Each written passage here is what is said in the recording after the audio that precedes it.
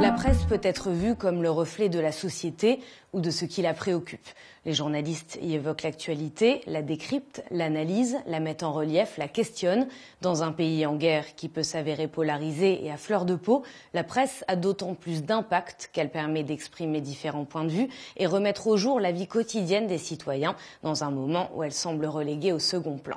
C'est à cela que l'on va s'intéresser dans cette chronique, aux petites histoires qui font la grande, à une vie quotidienne souvent oubliée, au profit des grandes idées et grands principes. Commençons avec une réflexion autour de la mémoire. Comment raconter l'histoire de la Shoah après le 7 octobre ? C'est la question que pose Dina Kraft, éditorialiste au sein du quotidien Haaretz. Elle y questionne notamment le professeur Amos Goldberg de l'Université hébraïque de Jérusalem, pour qui il est encore trop tôt pour savoir comment la situation va évoluer.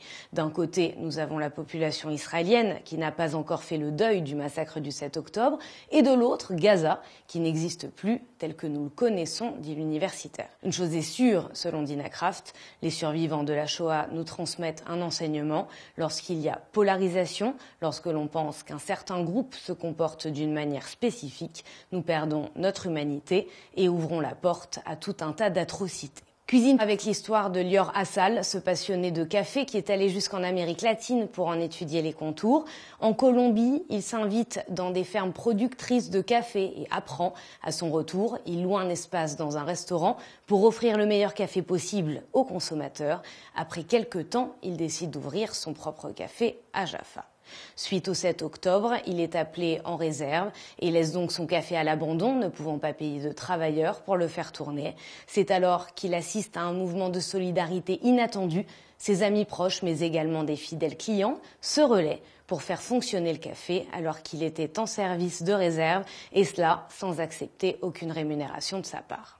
Ce qui nous amène à cet article du quotidien Maariv qui s'intéresse à la fierté d'être israélien. Sans aucun doute, nous dit le Maariv, le quotidien des Israéliens a été éprouvé ces dernières années avec 5 élections successives en moins de 4 ans, la réforme de la justice qui a soulevé une vague de protestations sans précédent. Mais un élément est venu changer la donne, le massacre du 7 octobre. Dans une série d'enquêtes menées de décembre 2022 à avril 2024, l'université Reichman s'est interrogée sur le sentiment de fierté des citoyens israéliens. Les chercheurs ont découvert que depuis le 7 octobre, les Israéliens sont plus nombreux à être fiers de leur nationalité, à hauteur de 80%, avec 20% d'augmentation les 2 mois suivant le massacre. Le changement le plus radical s'est fait ressentir dans les rangs de l'opposition, avec une augmentation de 20% au sein de ce groupe. Un chiffre qui décroît faiblement cependant à mesure que le temps passe et que la guerre à Gaza se poursuit, nous disent les auteurs de l'étude. La guerre qui n'aura pas empêché les principaux industriels de l'agroalimentaire d'annoncer une hausse des prix, nous informe Ynet, la version en ligne du quotidien Yediot Aharonot. C'est notamment le cas du côté des produits laitiers. Une augmentation de près de 5% pour Strauss, jusqu'à 10% chez Tnuva. Pour la plupart des produits annoncés, il s'agit de la 2e augmentation des prix en 1 an. Se pose alors la question de la responsabilité publique. Que fait le gouvernement si l'autorité de la concurrence inflige des amendes régulièrement? Cela n'empêche pas les industriels de poursuivre leur politique d'augmentation, nous dit Ynet. Quid de celle des fabricants?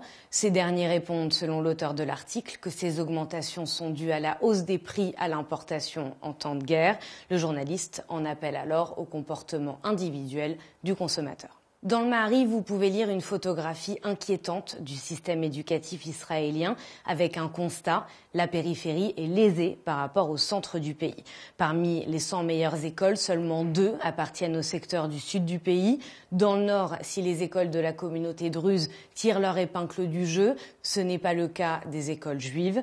Ce constat appelle à une nécessité, selon le professeur Haïm Shaked, président de l'académie Hamada, collège d'enseignement dans le nord du pays, renforcer la qualité de l'enseignement de la périphérie pour équilibrer le système éducatif. Et enfin, on termine cette revue de presse avec une fierté israélienne, comme l'évoque Maariv, la nomination d'un reportage de l'émission de télévision Ouvda à la compétition des nymphes d'or du festival de télévision de Monte-Carlo.